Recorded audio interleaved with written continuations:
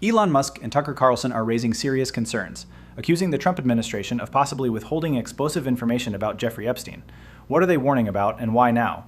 This could have massive political consequences. You're watching Global Mind News.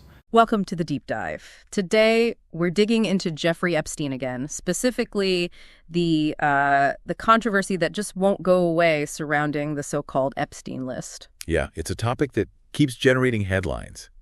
And you, our listeners, have shared some really interesting sources looking at the latest twists and turns. Absolutely. So our mission today is to try and cut through some of that noise.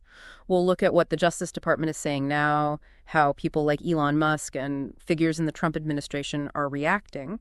And what the experts, the journalists who've been on this for years, think is really going on. Exactly. We want to help you grasp the core bits of information, the complexities, and maybe the bigger picture behind why these details are or aren't coming out. So let's get into it. Okay, so the starting point has to be this recent, pretty dramatic shift from the Justice Department. They put out a memo. Right.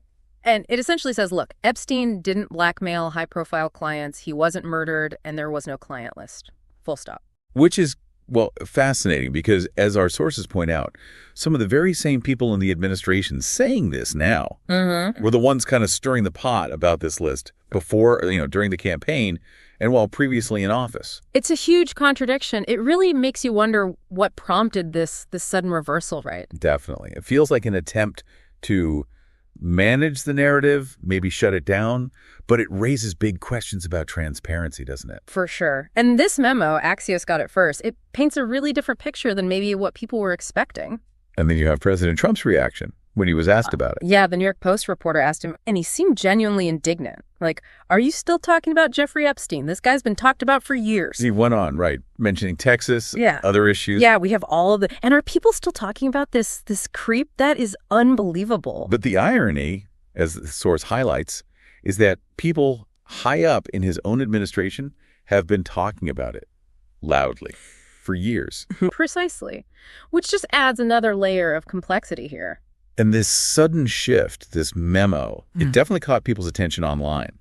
Elon Musk, for instance, jumped in. He has a history with this topic, doesn't he? He does. He'd previously posted something, then deleted it, claiming Trump was in the Epstein files, and that's why they weren't public. Right, I remember that. He took it down pretty quickly. The source said it was after his sort of alliance with Trump seemed to dissolve. Exactly.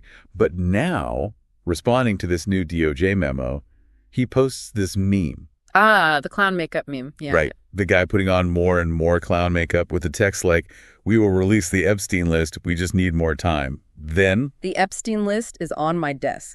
And finally, there is no Epstein list. Boom. Full clown. And that desk line, that's a direct callback, isn't it? It is. It refers back to that clip of Pam Bondi from February. Oh, okay. Let's talk about that. That February Fox clip. What did she say exactly? She said, the DOJ may be releasing the list of Jeffrey Epstein's clients. Well, that really happened. It's sitting on my desk right now to review. That's been a directive by President Trump. Pretty definitive sounding. Very. But then she walked it back almost immediately, right? Yeah, she clarified later, saying something like, "I was asked about the client list, and my response was it's sitting on my desk to be reviewed," meaning the file along with the MLK files as well. So the whole file, not just a list of clients. A pretty significant clarification.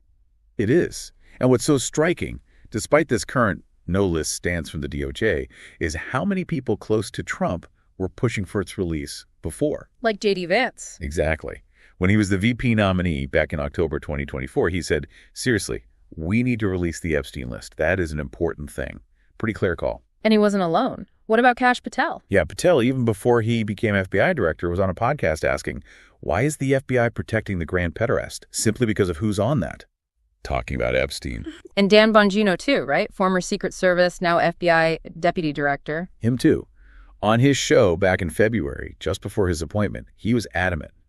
I'm not ever going to let this stuff go because of what I heard from a source about Bill Clinton on a plane with Jeffrey Epstein. I'm not letting it go ever, ever. Okay, but we need to add the important caveat here. Absolutely crucial. Bill Clinton's spokesperson put out a statement saying he knows nothing about the terrible crimes.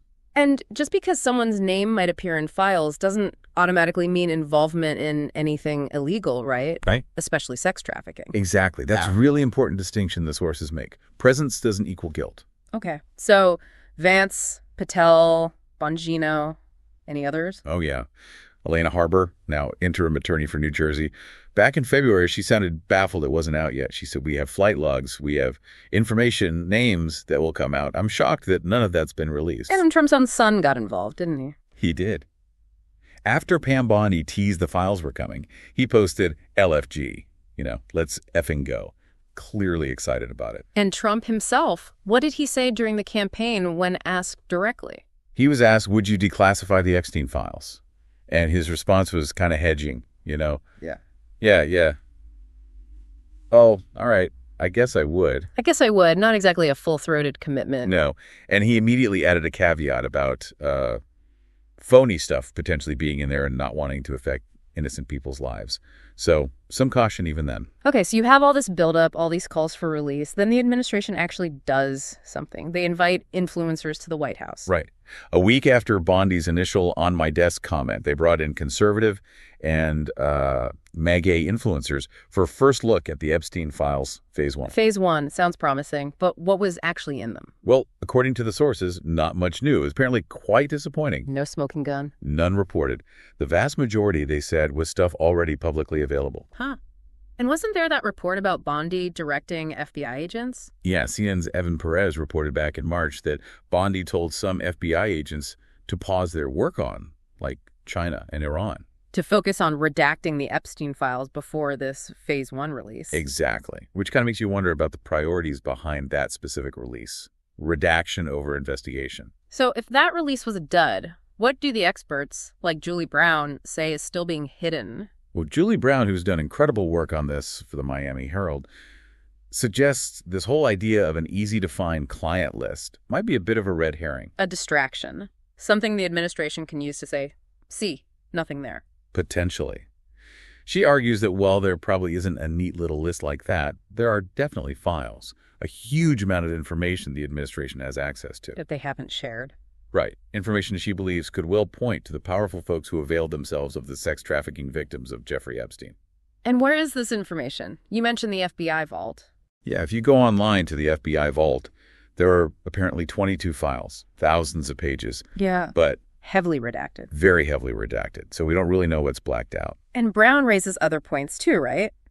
About what else hasn't been released. She does. Critical questions. Like, okay, redact victim names, obviously, but why not release the victim testimonies themselves with protections? That's a fair question. What else? She points out Epstein apparently had video cameras in most of his homes. Where's that footage?